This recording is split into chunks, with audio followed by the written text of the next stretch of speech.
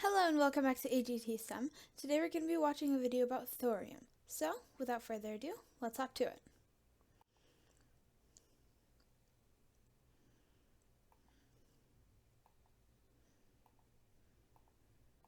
We have had lots and lots of requests to make videos about thorium.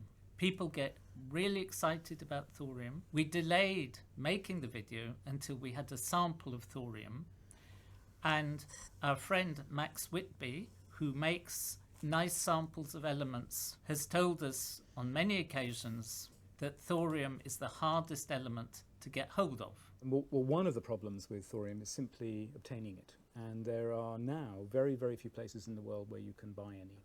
Even laboratory suppliers don't sell it. Finally, just before Christmas, he gave us a sample. So you got it? And here is the sample. This is a sample of 2 bits of thorium wire. Now you can see the first problem with thorium is that it's radioactive, so you can't post it. I've no idea how this sample got to London. It was brought to me in London in Max's bag, and I brought it to Nottingham in my pocket. Now, there's no danger bringing it in my pocket because it's got a very thick piece of plastic, and thorium gives out relatively weak radioactivity, so there is no radioactivity outside this. Thorium as an element is not very widely used.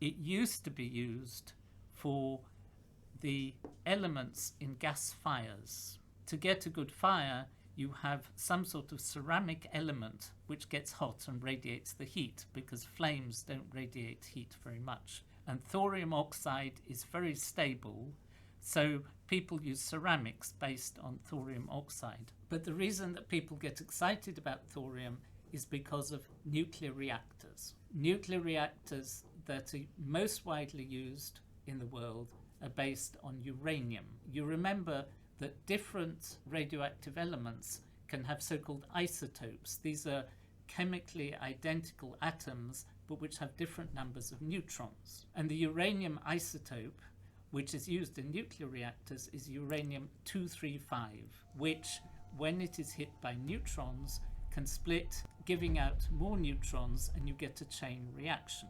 In a nuclear reactor, you want the reaction to go nice and slowly to keep the thing hot, so you can turn water into steam and generate electricity. Thus we obtain a constantly increasing number of fissions called a chain reaction.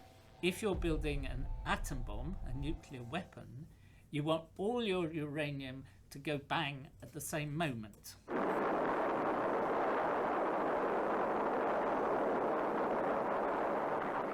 The problem with current nuclear technology is, first of all, that potentially there's a shortage of uranium.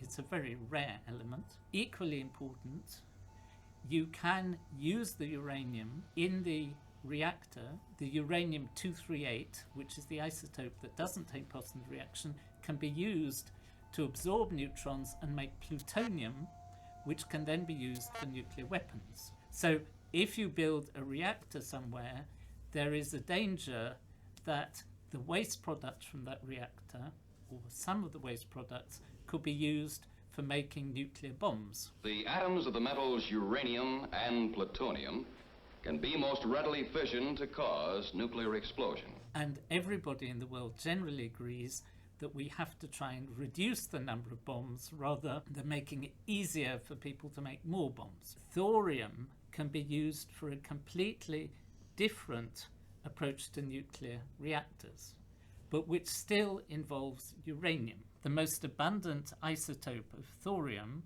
is thorium-232. If this isotope absorbs a neutron, it becomes thorium-233. Its mass goes up by 1. Then sequentially, 2 of the neutrons split into a proton and an electron, and so it jumps from thorium to protactinium to uranium. So you generate uranium-233. Uranium-233 is a very rare isotope of uranium, but you can breed it from the thorium, which you've got a lot of, and the uranium-233 can then do your nuclear reaction, break apart, give you energy, just like the other uranium isotope.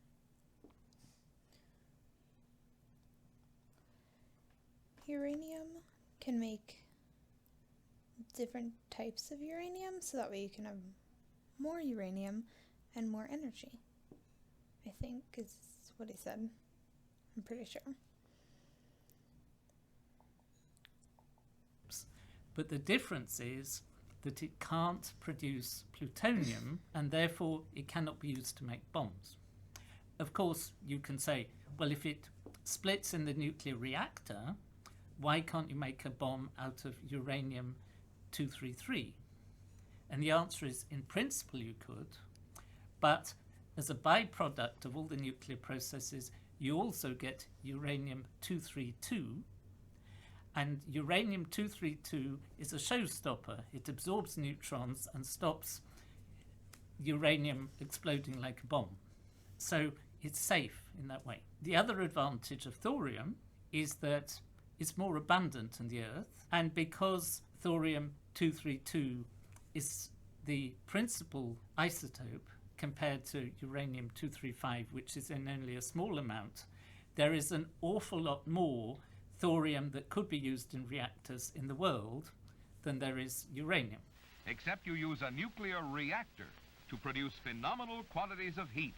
The disadvantage is that you need to have some neutrons to get the thing started. You have to have a nuclear reaction to produce neutrons so that your thorium will turn into uranium.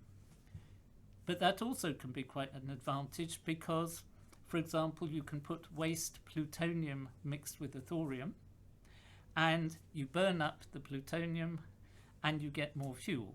It's a breeding reactor. The stability of thorium oxide, the one that was exploited years ago in gas fires, is both an advantage and a disadvantage. It's an advantage because your fuel is very stable. The downside of thorium dioxide being so stable is that you have to heat it to a very high temperature to process it, and that's not easy. Relatively little work has been done on thorium reactors compared to the now 70 years or more, nearly 80 years of research that have been done on uranium plutonium reactors. And therefore the engineering, the safety and so on is not developed to the same level, and the costs of building full-size thorium reactors would be very considerable. It sounds like It would just be too expensive. I mean, the thorium, it does make sense, but just too much money. You can't spend so much money on everything. if all things being equal. But uranium is also uranium is very rare, so I would imagine that quite a lot of money goes into getting the uranium. So I don't really see how thorium would be such a bad option, but I don't know. And we could start again, you would advocate going down the thorium route, and we're only doing uranium plutonium route because we've been doing it for so long. Well, you have to remember that uranium plutonium route started because of the Manhattan Project, the atomic bomb project. I suspect that if nuclear power had been just started for civilian use, that the cost would have been prohibitive and people might never have used nuclear power. So it is built on the legacy of the weapons programs in many of the major countries in the world. We now have the situation where we understand how to handle radioactive compounds. We don't understand entirely how to deal with the waste in practical terms, though we do in principle.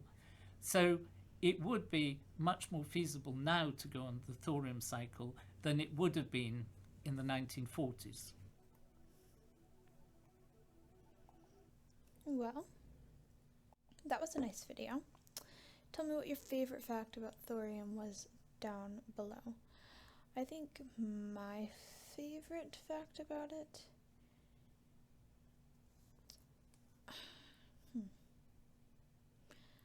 I don't know. I think that it would just be much easier if we could use thorium for... Well, not necessarily easier. It would be better than using plutonium or uranium because it's more abundant, though I guess it would be more expensive. Whatever, blah, blah, blah. Anyway, thank you so much for watching, and we'll see you next time. Stay smart. Bye!